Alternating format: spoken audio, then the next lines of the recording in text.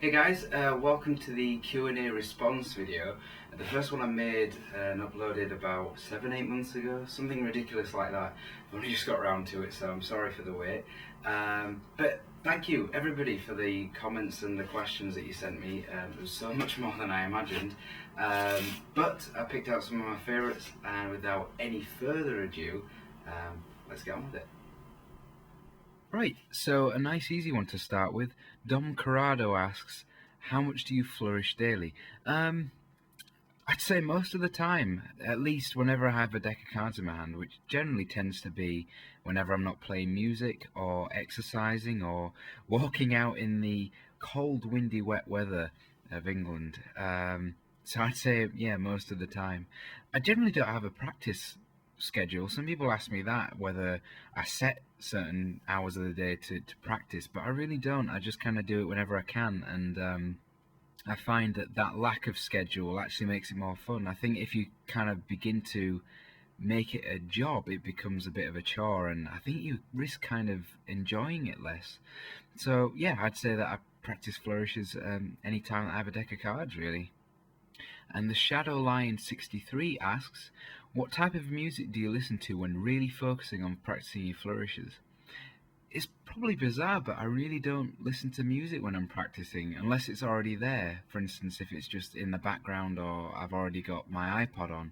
But I wouldn't purposely put music on just to practice to. If anything, I'd listen to a podcast or an audiobook while I'm practicing. But that's just me. Bass John asks, are you still into the creating part when it comes to flourishing and magic? I'd say that I am, but I don't ever go out looking to create something. I'll just do that if I stumble upon something and then work on it. So, in that sense, I really don't go about creating flourishing and magic. In the short, I just do what I do and see where it takes me, really. Codec RT321 has asked, have you created some of your tricks, and if so, would you ever upload them? I have, and I've actually uploaded one already a long, long time ago. I think in 2007 or something, and it was VGDN, which stood for Vanished, Gone, Disappeared, None, which was my take on the Bill Goodwin Queens plot, where the four queens vanish and then reappear. But in terms of anything else, I haven't, or at least I've got no plans to right now, because I seem to have this innate ability to really discourage myself from anything that I create or anything that I've tried to create. I either think that it's just not good enough, or that it's rubbish, or that it just doesn't look good. Whatever reason, I just tend to brush it aside because I always overthink these things, and it's always been my downfall. I did most recently create something called the Jesus Transpo, which the name is was just given just because I showed it to my friend Eric Jansen, and he said Jesus when he saw the idea. But it's basically a two-card transposition that's impromptu. One card is face up on top of the deck, the other card is face up, outjogged in the middle, and the opposite hand just waves it over once and the two switch places. That's the idea of it. But yeah, as I say, I don't really plan to release anything as of yet, but maybe in the future I will when I get a bit more confident with it. But that's really it so far. Claudia Co asks, will you ever come to Singapore, with a lovely smiley face? Um, Unfortunately not, at least not as of yet, because of financial restraints and also personal commitments. But it does seem like a very lovely country, and there's been so many brilliant card artists from there that really always continue to amaze me and just make me want to give up. But no, unfortunately, I really don't at the moment. And Spin Steer Cardistry asks, what are you practicing flourishing wise and magic wise? I'm actually kind of going back to basics lately with a lot of old techniques and just trying to make everything look a little bit better. For instance, with a spring, this is kind of a traditional spring, kind of a fat spring, but just by changing the angle of it, you can make it a thin spring. And it's just things like this that I'm trying to do more. And for instance, just finding new shuffles like this one, which is a new way to faro. That's kind of the things that I'm practicing on lately. In terms of magic, just brushing up on a lot of my old tricks and also a couple of sleights as well. Just really everything in general I'm just kind of working on, and I'm not really trying to find anything new at the moment. Hamish McLaren Magic asks, how long does it take you to wear out a deck of cards? I'd say it takes me about a month, but that's only because I always cycle between different decks. For instance, I won't use a deck constantly for a long period of time. I'll have to keep swapping them. Not only just because I can get a bit bored of the design, but also because if I'm using decks with different levels of use, for instance, I'm not always using a deck that's brand new or really old because I'm always swapping it. I think you get a better sort of feel for cards in general, and I just find it's a more natural way for me to use cards. So I'd say it lasts me about a month if I'm cycling between 4 or 5 different decks that month. But if I was to use it straight on, it'd probably last me about a week.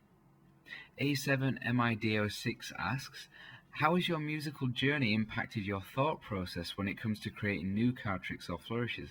Good question. I wouldn't say that it has impacted it at all in terms of creating new card tricks or flourishes, because I tend to do that when I stumble upon it, as I've said earlier. But in terms of practicing it, it definitely has, because now I realize the importance of muscle memory and being able to practice things without physically having something in your hands. It's a weird idea. I'm sure I remember being taught about, I think it was Beethoven, who would practice without physically doing anything.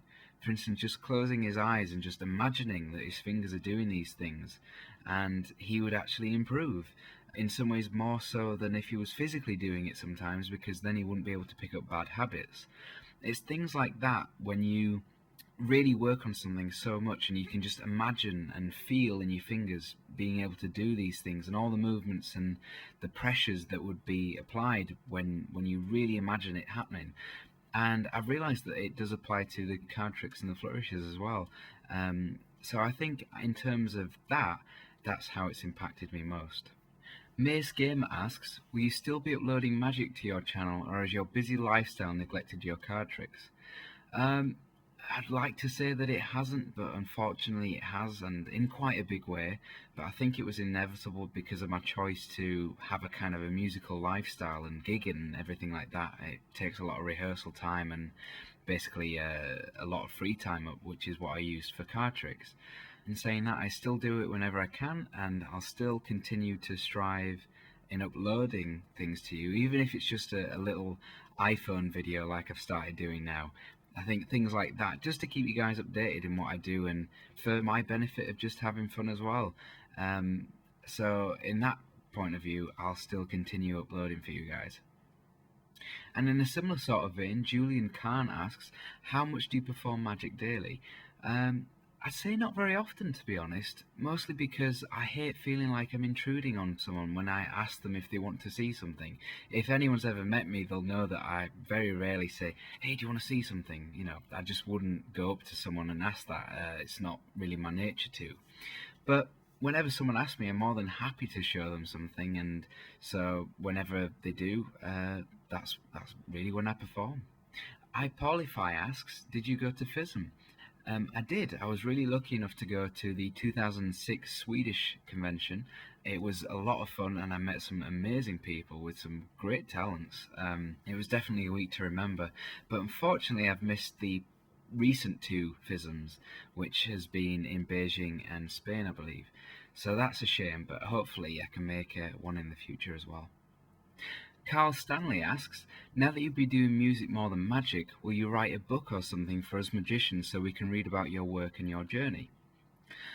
Wow. I really would love to say yes, but I do feel really unworthy for that. I really don't think that anyone would particularly want to read a book, or I don't even think I possess any sort of information worthy enough to be in a book. I've wrote a couple of notes on certain tricks that I've come up with and tried out in my time playing with cards, but unfortunately I have to say no to that question. Sorry, Carl. And finally, Spectre Hater Ooh asks, please do a card collection video and a freestyle flourish video and more music on here. Thank you very much. Although I did at one time plan to do a card collection video, I still might do, but it almost feels like one of those bragging videos, and I sort of don't want that because, I don't want to come across as if, hey, look at my collection, sort of things. But in terms of a freestyle music video, I'd love to do that. I haven't done one for a long time, at least I've never uploaded one that I've done. And I always think they're quite fun, just to put a piece of music on in the background and just kind of just chill out to flourishes and just have fun. I quite like that, and I think I might do that eventually. In terms of the music, I do have separate channels with who I work with. I work with two, it used to be three bands as acoustic duos. I was with a girl called Hannah in something called The Quiet, and I currently work with another girl called Sophie in something we call Walking on Air. And then also with another guy who is my old technician tutor at college, which is slightly weird but really fun, called Ben, and we are in something called Wingnut and the Wizard. So yeah, I do quite a bunch of things, but I don't really think that this channel is really the place to upload that.